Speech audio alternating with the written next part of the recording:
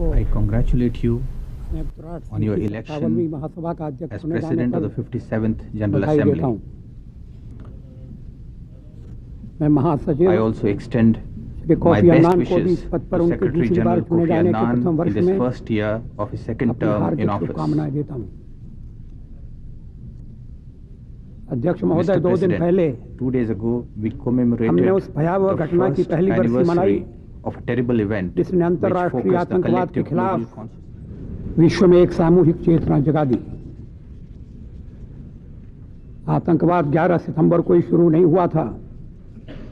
उस दिन तो उसने विश्व स्तर पर अपने अस्तित्व का डंका बजाया था। उसने ये साबित कर दिया कि उसके लिए दूरी और ताकत कोई मायने नहीं रखती।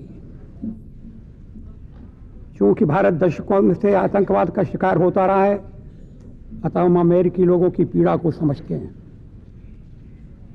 भारत अमेरिकी लोगों की इस बात के लिए प्रशंसा करता है कि उन्होंने बड़े धैर्य और हिम्मत के साथ उस त्रासदी के दुष्परिणामों को झेला।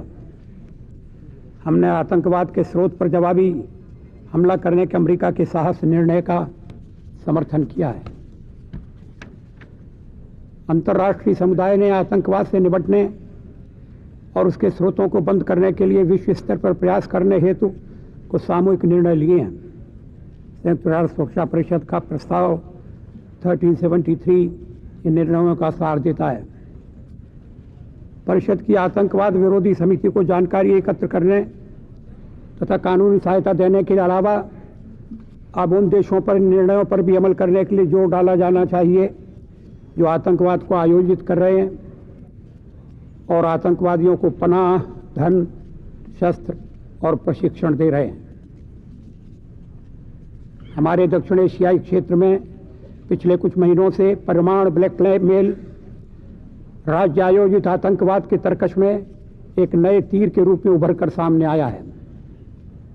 इस तरह की भयावह धमकियां दी जा रही थी कि सीमा पार से आतंकवाद को समाप्त करने के लिए भारत द्वारा की गई कार्रवाई का जवाब परमाणु अस्त्र का प्रयोग करके दिया जाएगा।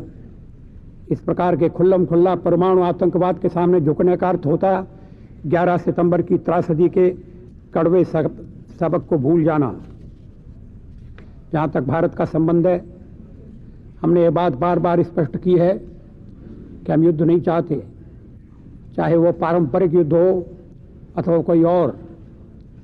नहीं, हम किसी का कोई क्षेत्र चाहते हैं, लेकिन हर भारतीय की यह इच्छा है कि सीमा पार से आतंकवाद बिल्कुल बंद होना चाहिए, क्योंकि हजारों इसने निर्दोष लोगों की जानें ले ली हैं और संपूर्ण पीढ़ी को सामान्य आर्थिक और सामाजिक कार्यकलापों के साथ शांतिपूर्वक जीवन यापन करने के अधिकार से वंचित कर दिया है। भारत में अपनी पूरी ताकत से सीमा पार के आतंकवाद को समाप्त करने के लिए दृढ़ संकल्प है। इसमें किसी को भी कोई संदेह नहीं होना चाहिए। अध्यक्ष महोदय, कल हमने इस महासभा में इस अनोखे दावे को सुना कि जम्मू व कश्मीर में मासूम नागरिकों की नृशंस हत्या करना वास्तव में आज़ादी की लड़ाई लड़ना है, और यह भी इस राज्य में होने वाले चुनाव मात्र एक दिखावा है। क्यों? क्योंकि यह चुनाव 50 सालों से चली आ रही जनमत संग्रह की मांग का विकल्प नहीं है। ये एक चालाकीपूर्ण तर्क है कि मासूमों का नरसंहार आज़ादी हासिल करने का एक उपाय है और चुनाव एक छलावा तथा दमन का प्रतीक। यदि चुनाव मात्र एक धोखा है तो पाकिस्तान की ISI के इशारे पर उम्मीदवारों की हत्या करने तथा मतदाताओं को डराने धमकाने के लिए आतंकवादियों को क्यों प्रशिक्षित किया जा रहा है और उनकी भारत में क्यों घुसपैठ कराई जा रही है? यदि पाकिस्तान आतंकवाद के खिलाफ अंतर्राष्ट्रीय सहयोग में महत्वपूर्ण भागीदारी निभाने का वादा करता है तो वो भारत के खिलाफ अपने देश की नीति के रूप में आतंकवाद का लगातार इस्तेमाल कैसे कर सकता है?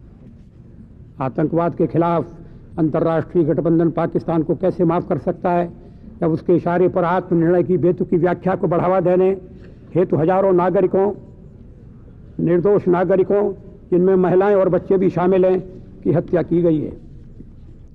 जो लोग आतंकवाद के आधार अथवा मूल के कारणों की बात करते हैं उससे आतंकवादियों को अपने जघन्य कृत्यों पर, जैसे 11 सितंबर को अमेरिका पर अथवा 13 दिसंबर को भारतीय संसद पर किए गए हमलों की जिम्मेदारी से बचने का बहाना मिलता है।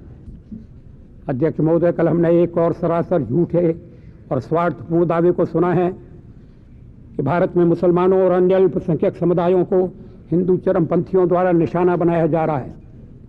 भारत में 15 करोड़ यानी पाकिस्तान से अधिक मुसलमान रहते हैं। विश्व में दूसरा सबसे बड़ा मुस्लिम आबादी वाला देश है भारत।